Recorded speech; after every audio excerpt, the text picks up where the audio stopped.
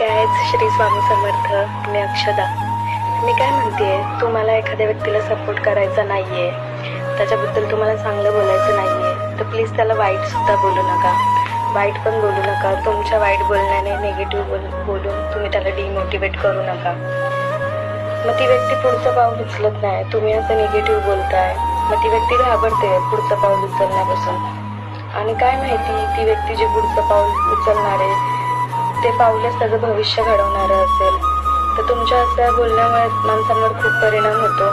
Negative बोलू नका कोणाबद्दल. बोलायचं आहे तर चांगलंच बोला, जेणेकरून म्हणजे तुम्ही निगेटिव्ह बोलताय, मग तो माणूस सुद्धा विचार करतोय की आता मी असं करू की नको. माणसं मला आत्ताच हसतायत, बोलतायत, तर तो माणूस विचार करतो आणि ते पुढचं पाऊल उचलत नाही. ते पाऊल त्याचं भविष्य बदलणार असेल, ते तुमच्यामुळे कोणाचं भविष्य खराब होऊ देऊ नका.